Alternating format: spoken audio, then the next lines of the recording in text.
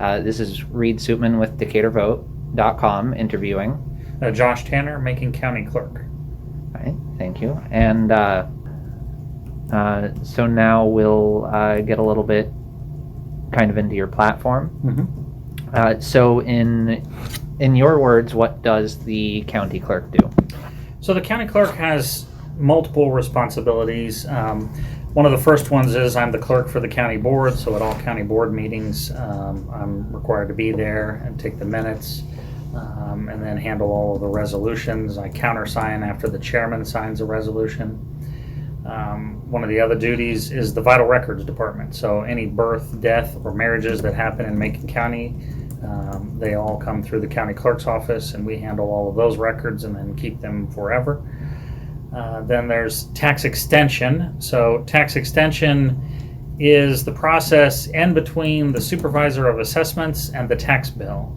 So tax extension is the process whereby we determine the rate that will be applied to each tax bill. And then you couple that with the Supervisor of Assessments assessment, and then that is what gets printed onto the tax bill by the treasurer and then mailed out.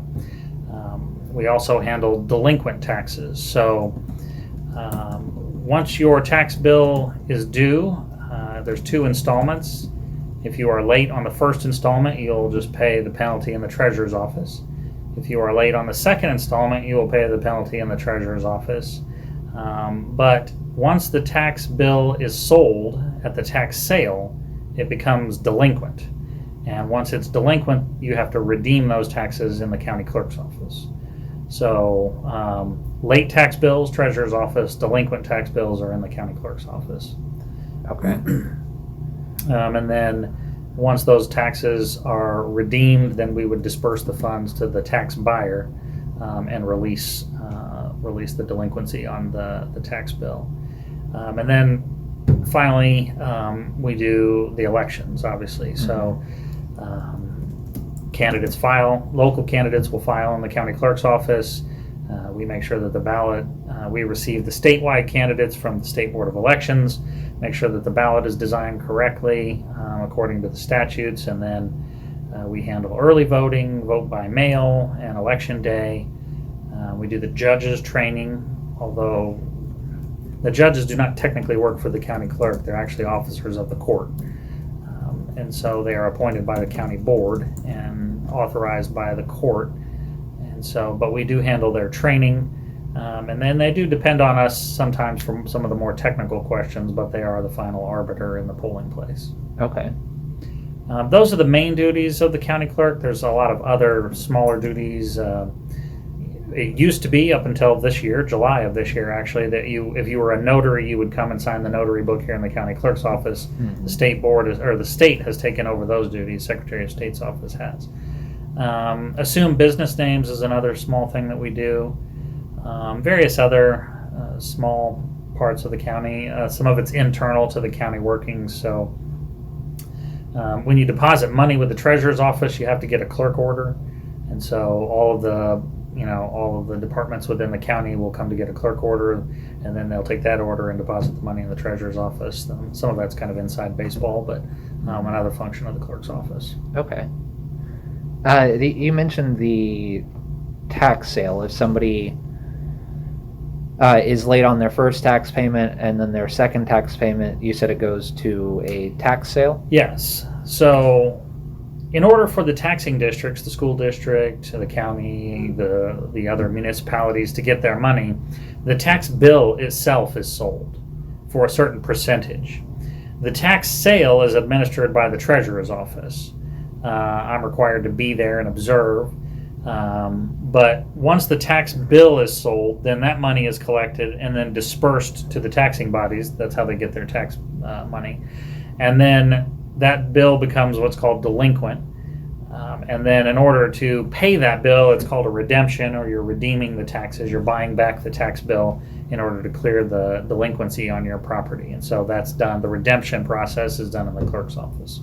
Okay, so can that tax bill be bought by just any private entity, or? No, they have to be a registered tax buyer with the treasurer. So prior to the tax sale, all of the tax buyers would have to get registered with the treasurer, and then they would show up and bid in a reverse auction on the delinquent tax bills. So they're not buying the property, they're buying the tax bill. Okay. After 3 years, if the owner of the property does not redeem the taxes, then the tax buyer would have the right to take the deed to the property. Okay. And so if the buyer of the tax bill, if the property owner does end up paying those taxes, the buyer of the tax bill gets what, the difference? Plus the interest. Yeah, so what they get is the interest. Okay. So when you redeem your taxes, the original amount due, they're going to get the whole thing because they paid the original amount of the bill. Okay. But the profit, or however you want to look at it, is the interest that they bid. And it's a reverse auction. So the way that works is when the tax bill comes up, and it's only up there for maybe 10, 15 seconds, and it's an electronic auction. And so each tax buyer will bid starting at the highest amount and then work their way down to possibly even zero, which means they will pay the tax bill and they will charge them for the first period 0%, and then every additional period would be at the maximum amount. And so that's how the tax sale works. Okay. All right. Not a lot of people know about that part, but yeah, it's an important part to make sure that the taxing bodies get their property tax money on time. Right. And then it gives the homeowner an ability to redeem their property and not lose it. Obviously, we'd rather people just pay the taxes as opposed to lose their property. Right. So are you in charge of like how much the fines are or anything like that? That's all set by county board resolution. Okay. They're pretty fixed. The interest rate is the only variable part, and that's up to the tax buyers. And like I say, they're competing against each other to bid lower and lower and lower. Okay. So once the tax sale happens and the final low bid comes in, if it's 0% or 2% or 6%, then that's the amount of interest that's charged, and that's what the tax buyer receives. Okay. All right. So broadly speaking, why are you running for county clerk? So I've been county clerk for 4 years. I had some experience when I ran for office. I had been working with elections for a number of years. I was the Supervisor of Assessments, so I was very familiar with the tax extension process. And so I felt like the clerk's office doesn't get a lot of publicity, but it is an important job. And county offices, unlike maybe legislative offices, county offices require the office holder to know how to do the work that goes on during the day. The offices are small. I have only 7 people in my office. So when someone gets sick or someone maybe leaves to go to another job, the clerk has to fill in. And so you have to know the functions of the office.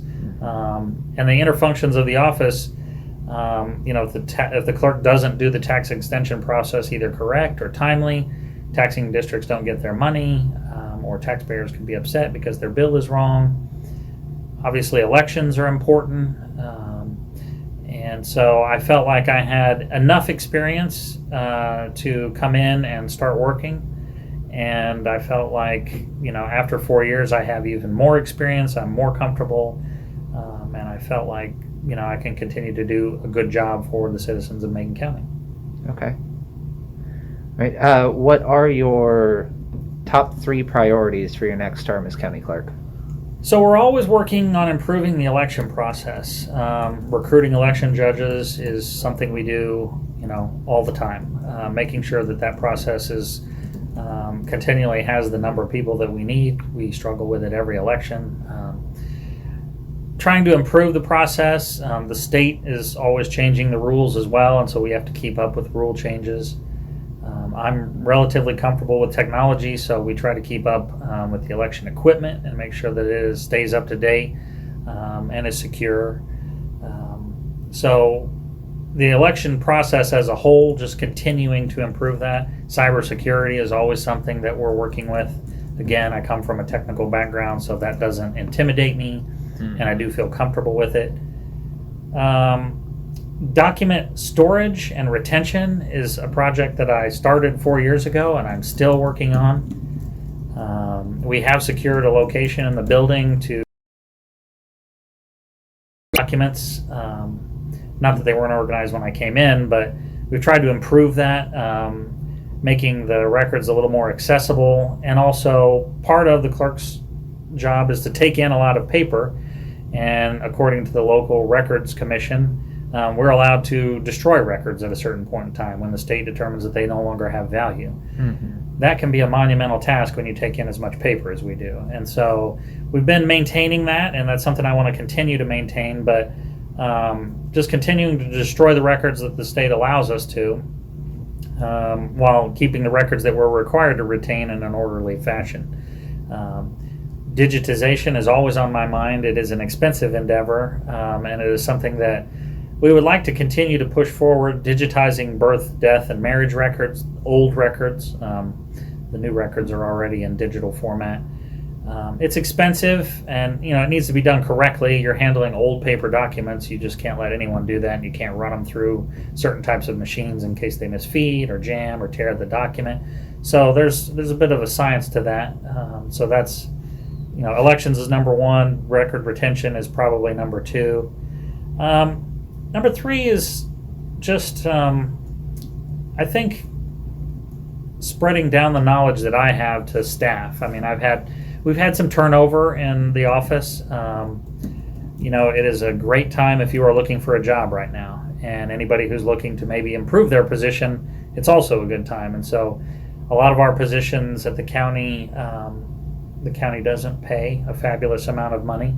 And I've had employees who are stellar employees who've been offered other jobs, other places that pay quite a bit more. Mm-hmm. And so we're always, so now I have to retrain a new person. So I think it's important that an office holder make sure that the staff is cross-trained and that they're adequately trained so that in the event that I'm not here, they're able to continue the job. Mm-hmm. As I say, the county offices are all working offices. So the office holder needs to have a certain amount of knowledge, but you can't know everything, mm-hmm. and you need to depend on your staff, and so it's important to make sure that they get good training in order to continue the operations in the event that I'm gone, or if the voters decide to elect another clerk, that the next clerk doesn't come into an office that doesn't know what they're doing. And so I have a good staff now, but laws change, and it's important to keep the staff up to speed on everything. Laws change, technology changes, and continual improvement and training is something you have to stay focused on all the time. Okay. Do you think your current staff right now is well equipped to welcome in a new county treasurer if you do lose the race? I think so. If someone were to come in, they would be able to rely on the staff to do what they do on a regular basis. There are some things that I do pretty much myself, and so I'm trying to, get that training down to other people. I only have 7 people in the office, so you can only stretch that so far. But yeah, of course, because I've been in local government for so long, I just have a deep background of knowledge, and mm-hmm. so there are things that the staff don't know. Maybe historical things, or maybe things the way they used to be, or maybe things that don't happen very often. Hmm. That's really hard to train. It just is going to take the staff time to learn all those things. I mean, mm-hmm. some things that you only do once or twice a year, you're only going to get 1 or 2 times a year to practice it. And so it just takes time to learn that. I'm hoping if elected again in 4 more years, the staff will be even more prepared. But there's always turnover. And you're always retraining, and mm-hmm. so they have to get that from somewhere, and a lot of it comes from me. Okay. And as far as staff goes, you mentioned maybe low wages in the county building. Do you have any influence over what your staff gets paid? So no, yes and no. We have an initial starting salary. The budget is set by the county board.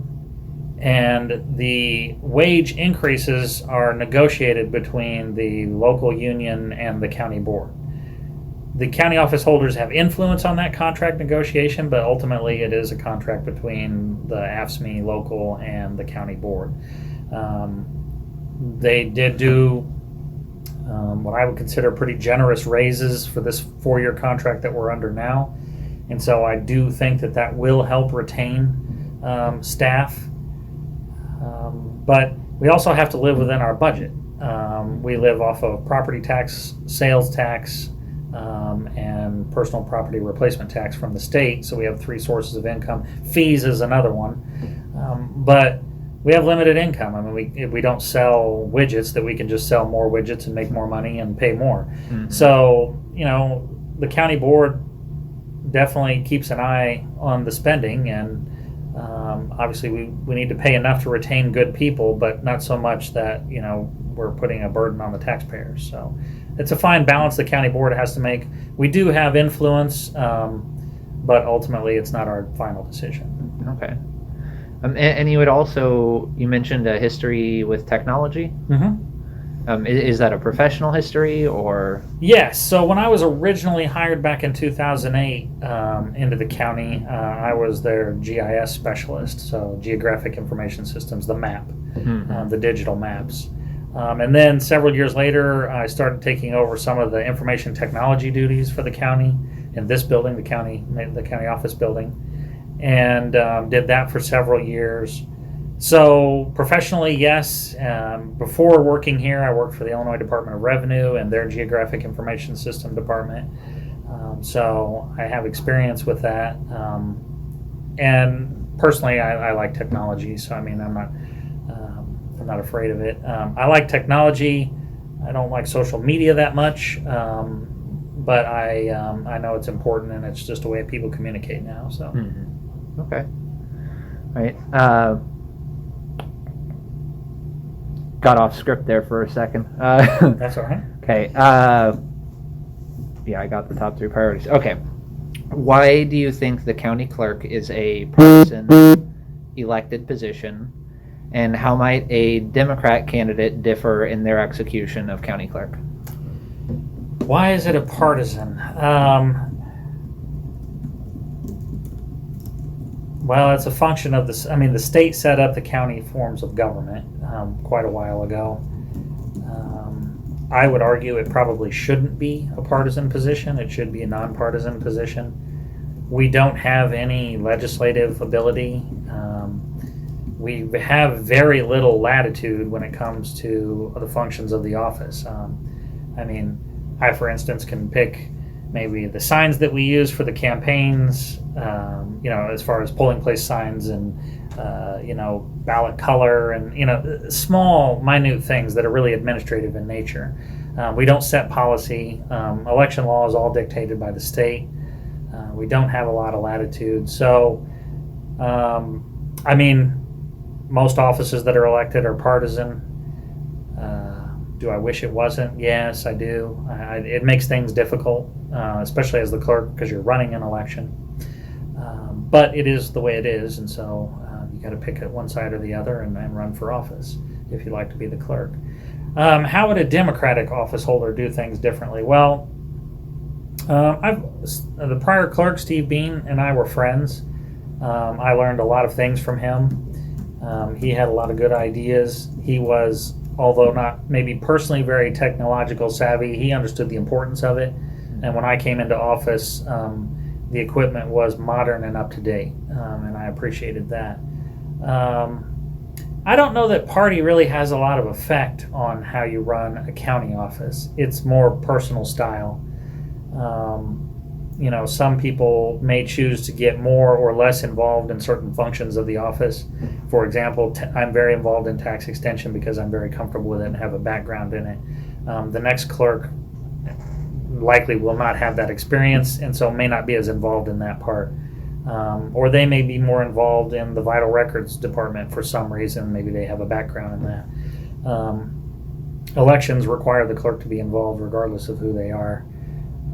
Personal style probably is the only thing that would be different. I don't know that party really affects that much. The previous clerk and I have talked before about sometimes out of an overabundance of caution, you tend to favor the opposite party of yourself, just so that there's no perception that you're giving favoritism to your own party. So sometimes your own party may feel slighted because you tend to be more accommodating to the opposite party, just so that there's no perception that there's favoritism. Okay, makes sense. But For me, party doesn't have much to do with it. I have friends on both sides of the aisle. But as the clerk, you have to serve everyone, regardless of whether you agree with their affiliation or even agree with their personal ideas within the party. And so for me, it's easy to just put that aside and make sure that the work gets done. And I think for anyone who's running for office, that's something they're going to have to, be willing to do. Otherwise, it'll be difficult. If you can't put that aside and in your work life be very nonpartisan, you're going to struggle with the job. Okay. When the redistricting came about, I know both parties had proposed district maps, and it was ultimately went with the Republican Party's map. But you had presented a district map as well. How did you ensure your map was not going to be a partisan map? So early on, I was concerned that there would be deadlock with the map. And so I tried to create a least objectionable action as a way of making sure that the deadlines were met to pass the map. So what I did was I made the least amount of changes possible in order to comply with law. Okay. So that was how I went about creating that. I didn't approach it I didn't use any partisan data when I created the map. So I didn't bring in which way does this district vote and which way does that district vote, or where are these voters or where are those voters. The only information that I brought in was the population data. And so I took the population data of the current precincts and the current county board districts, and I calculated the amount of change that needed to happen, either plus or minus, and then I made those changes with the least number of moves in order to make it comply with law. So it wasn't something that I created that I thought would be fair or favor one party or favor another party. It was just a matter of making the fewest number of changes in order to comply with law, and that's the map I created. And I created it solely for the purpose of, if there was deadlock, they would have an option, because they are required by law to pass it by a certain date. And I wanted to make sure that they had something to pass in the event that they couldn't come up with any other solution that was acceptable to everyone. So I was only able to do that because 10 years ago, I assisted the previous county clerk with the mapping portion of it, the GIS portion of it. And so I was familiar with, the technology, how to use the software in order to accomplish that. And so I created something just as an escape in case they deadlocked and couldn't come to a decision on anything. They could at least pass something that would comply with state statute. Okay. Right. What changes have you made to the county clerk's office since you were elected in 2018?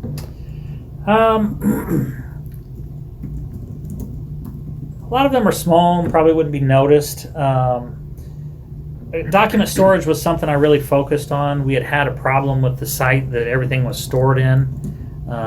And so we had to relocate all of our records to a temporary site, recatalog all of them, destroy all the records that were allowed to be destroyed, and then recontainer them and bring them back to the same place, but it had been renovated by the Public Building Commission. So we moved them off site. They renovated the entire place, made it a lot more climate controlled, a lot more. We had problems with ventilation, with humidity, lighting was an issue, and then the actual storage devices themselves didn't accommodate what we needed to do. So all that was moved. What was allowed to be destroyed was destroyed, recataloged, and then once they completed the site, it was all brought back. So I was pretty proud of that. I mean, that was, again, not something that the previous clerk was doing wrong, just it was an improvement that had needed to be made. And so worked with the Building Commission to get that accomplished. Obviously, 2020 was a difficult election with COVID. Regardless of how people felt about COVID, we had laws that we had to comply with, and so we were able to get it done. And so it took a lot of the public's support. We had a lot of new election judges volunteer because a lot of the older election judges didn't feel comfortable or safe. And so took a lot of recruitment, a lot of training, a lot of patience on everybody's part, because we, had to adapt quickly to that. The vote by mail was exponentially larger than it had ever been before. That required a recruitment of a lot of election judges that handles specifically that. We had to obtain space for that. And so that was a challenge that, I don't want to say that was my accomplishment, because it took a lot of people to get that done. I had a lot of cooperation from the parties and also from other people in the building and election judges and the voters themselves. So I would check that more as an accomplishment of maybe Macon County than myself. But other improvements, some technology improvements, but that's been an ongoing process. The previous clerk updated the computer systems regularly. We've done so. Trying to make some improvements on the software side of some of our systems, trying to acquire some new software that's just a little more modern. Those are improvements, but I think those are continuous process improvements. I mean, improvements were made before me, and when I'm gone, improvements will continue to be made. And like I say, a lot of those things are small, kind of inside baseball things, but they make a difference. Other than that, not really. I mean, again, what I believe about the office is you're an administrator and you are voted into office to make the trains run on time. The voters that vote me in may not necessarily expect any big changes. They just want things to continue to operate well. When they come into the office, they want to be able to get what they need to get and get on about their day. And so, from my point of view, it's about making the trains run on time, and I don't need to reinvent the wheel for that. I need to continue to hire and train good employees, give them the tools that they need, and allow them to do their job. Okay. Right, thank you. What role, if any, do you play in the county's legislative process? I'm the records keeper. So once the resolutions are passed, I keep the records. They get digitized. Take the votes, count the votes, the roll call. The county board, because I've been with the county for a long time, board members will reach out, especially if it's issues that I may have some experience in. I can provide some historical background on maybe why things are the way they are or what happened a long time ago. But I don't have an active role in any of the legislative stuff. So people may ask my opinion, but it's nothing more than opinion. I don't get a vote on anything. I was involved in the hiring process for the county administrator. And once we hired the county administrator, a lot of the things that myself and the treasurer and the auditor and their predecessors and my predecessor were asked to do has now been shifted to the county administrator. And I think we all prefer it that way. Okay. The county board needed someone to execute their will, and oftentimes they would get an office holder in this building to do it simply because they didn't have any other staff. And so we did it to the best of our ability, but that wasn't really our training or our statutory mandate. And so I think all office holders are very appreciative of having a county administrator and some of those duties shifting away from us and back to where they belong. Okay. All right. I will pause here. We started, I think, about 10 minutes late, and we've been going for about 30 minutes. I have more time. I do as well. Okay, great. We got off script a little bit, so I do still have a few more questions here.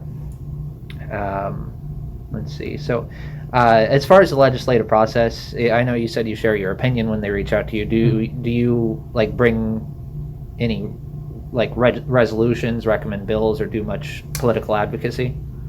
So I bring resolutions forward only when they resolve around my office. So if I need new software or I need a contract or an administrative decision that I've made that requires a resolution to be passed, I'll draft the resolution and put it forward. I'll advocate for that. As far as political advocacy for the legislative pieces, no, I don't have anything to do with that. Again, if they're asking my opinion, and usually they're asking my opinion more about a technical aspect, can the county do this? Technically, do we have, maybe the staff or who would handle this or what department would this belong in. But as far as legislative changes, policy, then that's not really in my wheelhouse. Okay. Right. So I read, I believe on your website that you were Supervisor of Assessments for 6 years prior to being County Clerk. Yes. So how does that experience help you in your role as County Clerk? Tax extension's the big thing. That's the assessor does their piece, and then they pass it off to the county clerk to do their piece. And so, the relationship with the assessor and knowing what they do helps. Knowing county government, budgeting. The assessor's position is appointed by the county board, so I did, have relationships with the county board.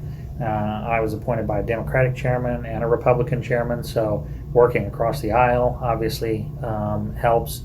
But that was kind of the start of working for the county in a nonpartisan nature. And in the clerk's office, I think it's important, and so I've been able to continue that. Okay. Your website says you're an active member of the Illinois Association of County Clerks and Recorders.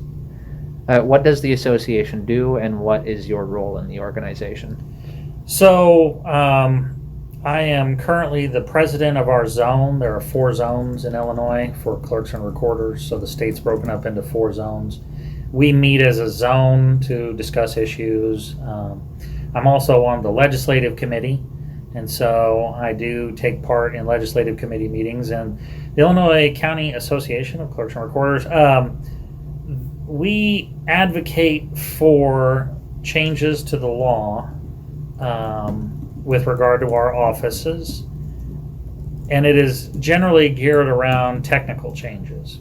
Okay. So when the legislature wants to make a law change with regard to elections, tax extension, vital records, we try to reach out to the legislature and advocate for legislation changes that make things possible. So, for example, if the General Assembly wants to, let's just use voting because that's a common thing that changes. Let's say they want to change a law and allow a different form of voting, or maybe require a different form of voting, or do away with one of the forms of voting, either vote by mail or early voting or election day voting. We try to inform the General Assembly on how that will impact on the ground. And so we don't advocate for doing or not doing certain policies. We try to advocate for this is the best way to do what you're trying to do.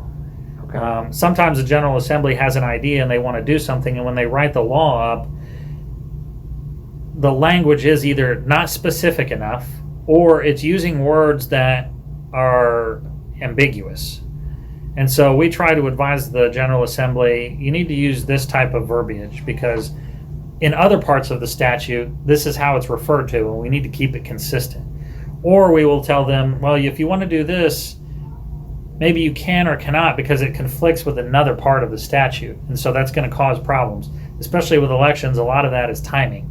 Mm-hmm. So say when they wanted to move the election date to June, which they had to, we were giving input on, well, it's going to affect this date and this date and this date, and you need to change these parts of the statutes as well in order to make sure all that flows well. Not to say that they didn't know all of those things, but we like to be consulted so that we can review those things and make sure that it's not going to cause any issues. We don't necessarily advocate for expanded voting rights, contracted voting rights, expanded voting methods, contracted voting methods. We just try to advise on technical aspects. When we have problems with an election that are caused by a statute, we will advocate for language cleanup, to clean up the language to make it more clear. Mm-hmm. Currently right now we're going through an issue where, if a candidate withdraws, what are their options? Well, the language in the statute is not as clear as it could be. And so we'll probably advocate for, okay, in this instance, we need the language to be more clear. So that's generally what we do. We also, the clerks and recorders, our association, provides training for new clerks. We work as mentors. So when I came in first, I had someone mentoring me. I could contact them, call them, ask them specific questions. I've been here 4 years. There's been newer clerks since me that were appointed. Sometimes they'll call me because they're close.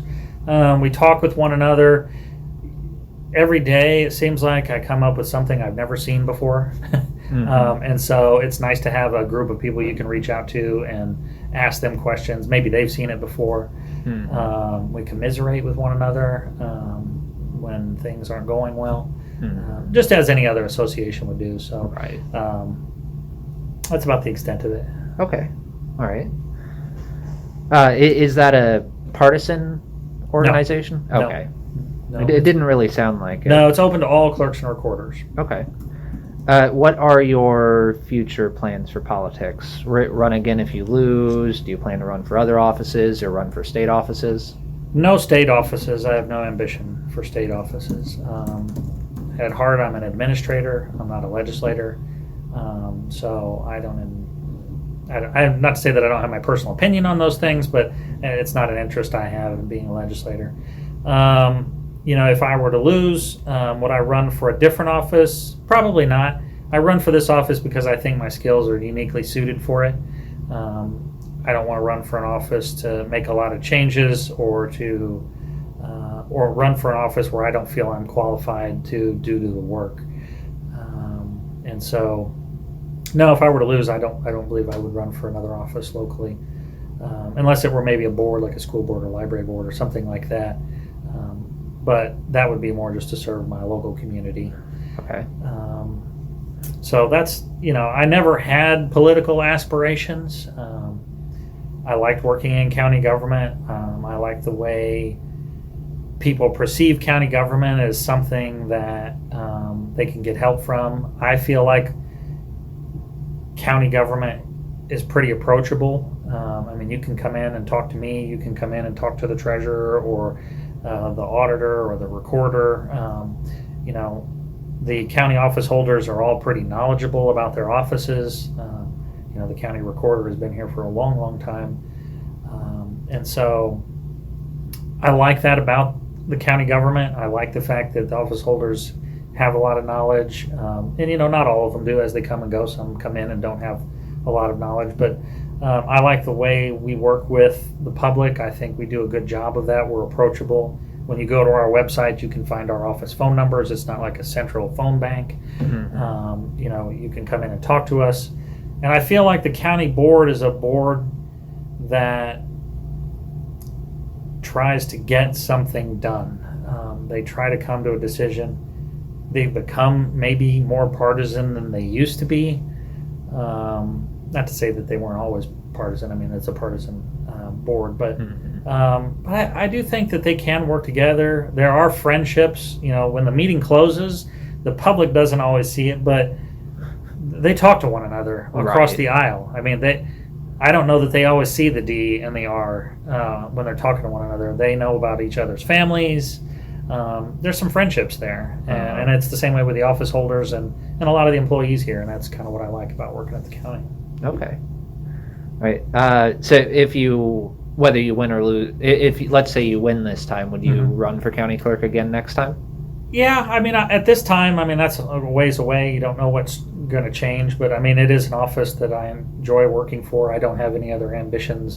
This isn't a stepping stone for me to go on somewhere else. Okay. I have no interest in any other office, so it would be this office or nothing, and I'll make that decision. The clerk's office with elections is an office that requires a lot of mental agility.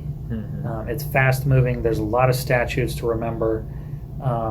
And every election, I will evaluate whether I still have the capabilities to execute the job at the level that it needs to be executed.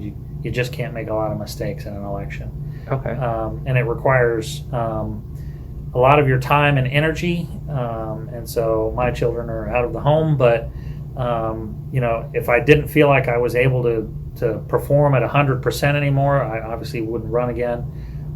But as long as I feel I can do the job, I'd like to continue to do the job. Okay.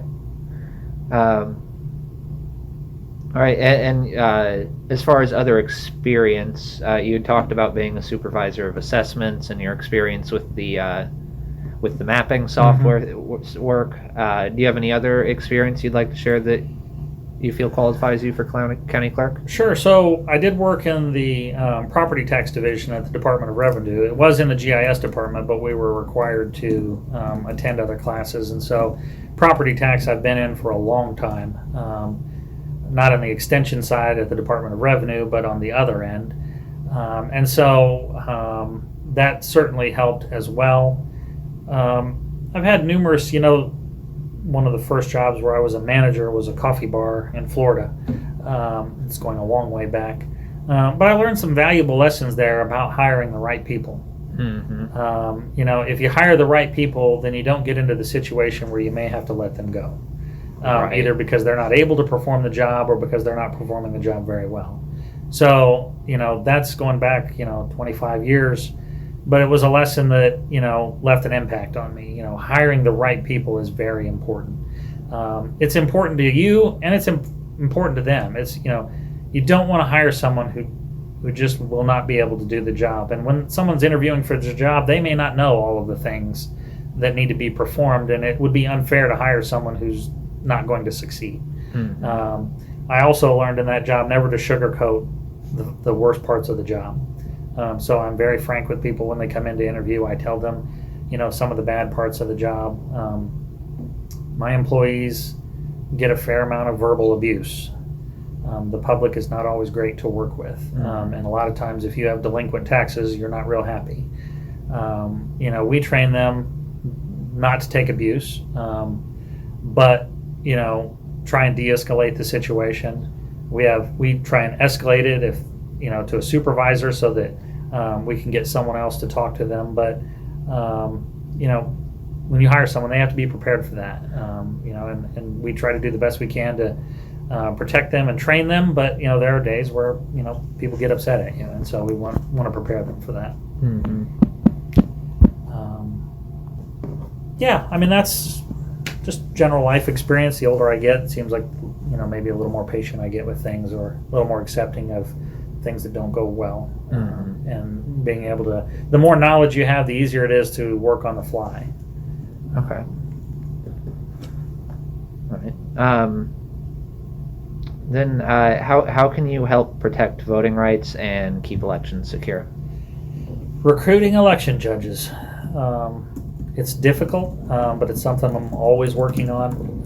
Election judges are the front line of election security. Obviously, I work on the cybersecurity component of that, making sure that our network is as hardened as it can be. We get assistance from the Department of Homeland Security, from the State Board of Elections, from the Illinois State Police. We get a lot of assistance on the cybersecurity side, but ensuring that election judges are trained and doing what they're supposed to be doing on election day, and by and large they are. And if there are mistakes, they're just genuine mistakes. I don't feel like we have any judges doing anything malicious.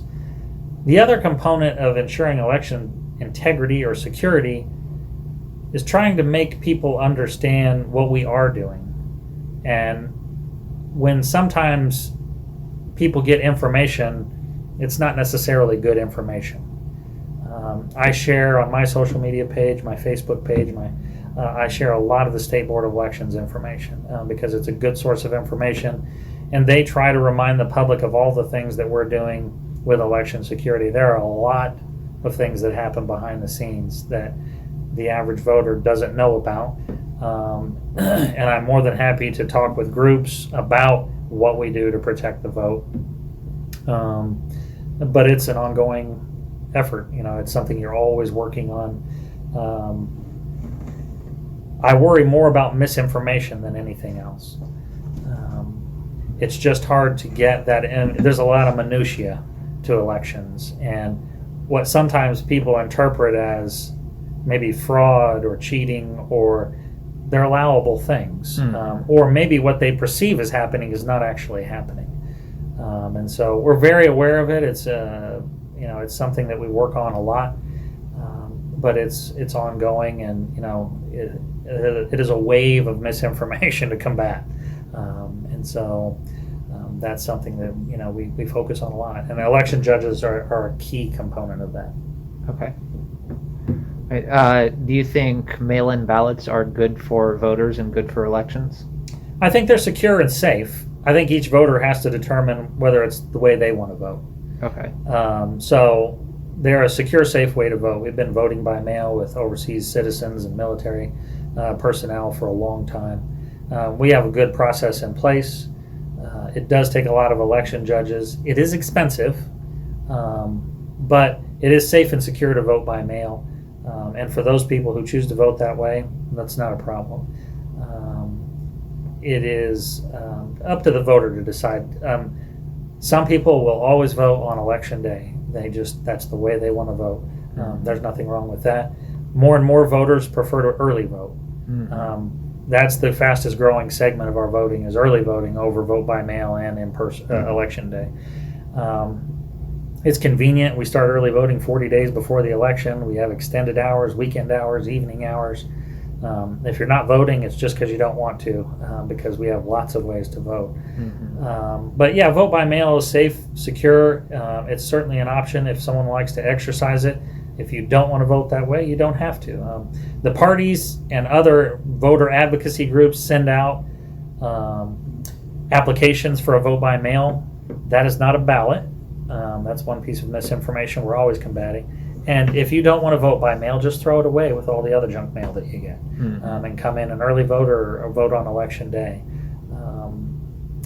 But yeah, I mean, it's as it becomes more and more difficult to recruit election judges for election day, and as more and more people early vote and vote by mail, it's something that's just it's only going to get more of it. I mean, we're only going to have more vote by mail and more early voting because people find it convenient, and we've become a society of convenience. Okay. What do you think of like the voter ID laws that where you have to show your driver's license to get your ballot?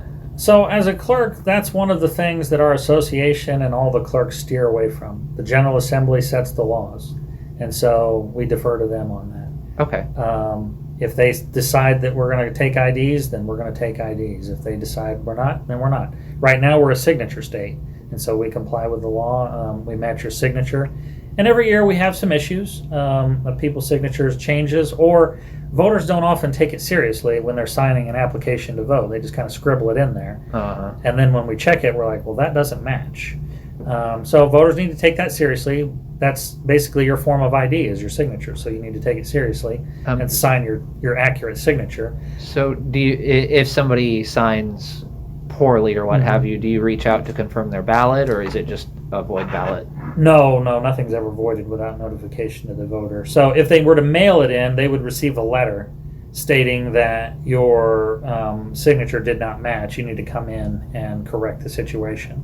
But I usually don't wait for the letter. I've got a number of election judges that start calling. Okay. We want them to come in. If they want to vote, we want them to come in and sign it. Every year we get voters, a husband signs a wife's, or a wife signs a husband. They just sign their signature. Maybe they're the person who writes the check in the family or whatever. And so we say, well, you can't do that. You got to come in and sign this. People have medical issues that cause their handwriting to deteriorate. That's a known thing. You come in, you verify you are who you say you are. We'll either update your signature with your new signature, or we'll just correct that one application and put it on through. Oftentimes when we're younger, we have a signature, and then as we get older, our signature matures, maybe is better, or maybe just gets sloppier. And so we'll correct that problem with that particular election, and then we'll have the voter sign a new voter ID card and get their signature on file updated. Okay. What are your thoughts on the 2020 election fraud allegations? So obviously, nothing happened in Macon County. I feel like Joe Biden is the president of the United States. There were objections. I didn't follow all of the minutiae. I will tell you that in Macon County and in every other county in the United States, there are always election irregularities. There are always a few people who double vote, either intentionally or unintentionally. There are always people who get the wrong ballot. That's usually unintentional. There are people who vote in the wrong polling place. There are people who vote from an address they're not registered at anymore. Most of these things are either the voters' ignorance of the law, or they just don't want to bother to re-register. Especially we have this with students and people who live in apartments. If they move across the hall, they don't feel like they need to re-register. Yeah. But you do. If you are in one student housing section and you move to another student housing section, is it the same ballot? Yes, it is the same ballot, but you need to re-register. So that's not. Is it by definition voter fraud? Yes, it is. Are they intentionally intending to do? No, they're not. With regard to other states, I assume that other states have processes in place just like we do to account for election contests. It's my understanding that none of those objections were upheld, and so Joe Biden's the president of the United States. Okay. All right, thank you for that. In your tenure, have you changed any fees in the county clerk office? No, and those fees are actually set by the county board. I might recommend fee changes. I have not, but the county board would set that. Generally, fee changes are a function of increasing costs to run the office. Okay. And so a lot of times, because property tax is capped at the amount you can collect, when our expenses exceed our revenue, fees are the only place you can go to get more money. Okay. So fees basically support most of my office. Okay. Do you have any plans to recommend fee increases going forward? No, we've been able to meet budget, and so outside of employee contractual raises, we haven't really increased any expenses. Okay. All right. Thank you. Yep.